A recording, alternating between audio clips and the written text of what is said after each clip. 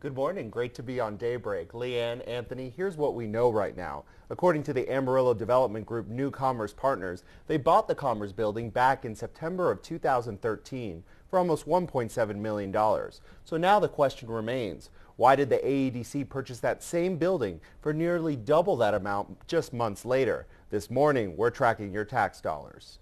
Amarillo attorney Vince Nowak is speaking out. I think it's our right, I think it's our obligation to speak when we think our tax dollars are being misspent.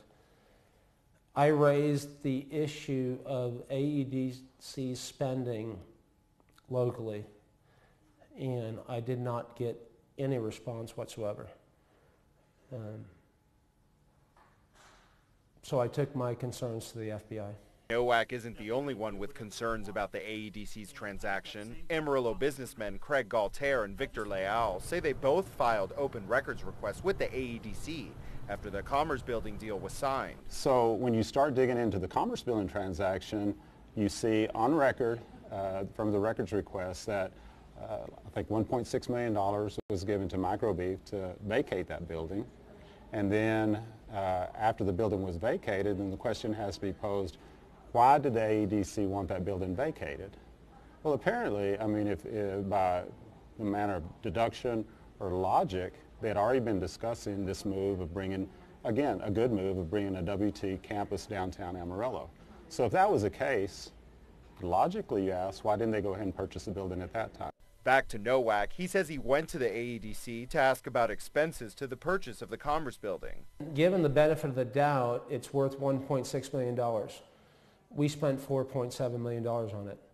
And I've asked the city one simple question: why? And all I get from the city is, you'll have to talk to the Attorney General. When ABC7 went to the AEDC, they denied an on-camera interview, citing legal advice not to comment on matters currently under investigation.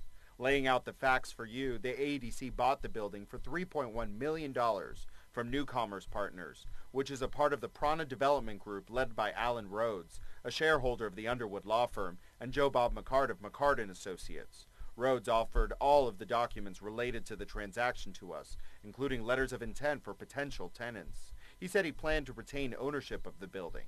Rhodes didn't want to go on camera, but asked that we interview his attorney. No, there was no inside sort of deal involved with this transaction whatsoever.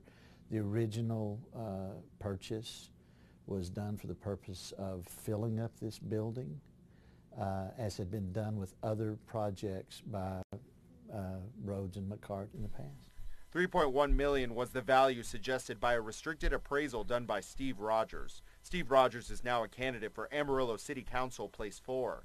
Some were questioning why only a restricted appraisal was done, but Rogers says while a restricted appraisal is more brief, the amount of work that goes into it is the same. I would say to you that the value estimate in a restricted use report and a complete narrative appraisal report is no different. The process that the appraiser goes through to produce that value estimate is exactly the same. According to the Potter Randall Appraisal District, the building was only worth a little more than $1.5 million. The appraisal district says properties are bought and sold all the time for more than their assessed value. It could, and that can vary on a lot of different things, but yes, property can sell for more than what we're reflecting a market value for the current year. And as for the Commerce Building itself, the AEDC is gifting it to West Texas A&M University for its new downtown Amarillo campus. Cross-referencing the WTAMU Foundation webpage and a list of investors in Prana reveals many of the shareholders in the Prana Group are also on the board of the WT Foundation. Amarillo is a small community and that many of the businesses and businessmen do business with each other and know each other and they're friends. But as far as changing this from a arm's length transaction, I don't think that had any influence. WT is now fundraising for the project and hopes to start construction within the next 2 months. Tim Bynum, the executive director of the WTAMU Foundation, says they are extremely grateful to the AEDC. It's a privately funded project in terms of when we talk about renovation and construction costs. Those renovation and construction costs are north of $9 million. That's a lot of money. But we've had local foundations that have stepped up and pledged considerable money already. Back to the AEDC, it collects more than $17 million in your tax dollars every year. It also is more than $65 million in debt, according to the city of Amarillo. Digging deeper for you, we found out the AEDC isn't required by law and therefore does not competitively bid their contracts with vendors. It also isn't required and doesn't have a public comment period during its board meetings. Well, there have been members of the public who really wanted the AEDC, when it was possible, to have more public input, to have more open airing of what the issues are that they can talk about. And there has been some resistance to that. So I think that perhaps if the AEDC doesn't want to do that, that when those projects come before the City Council, well, maybe perhaps we need to have more of an open discussion and allow public input.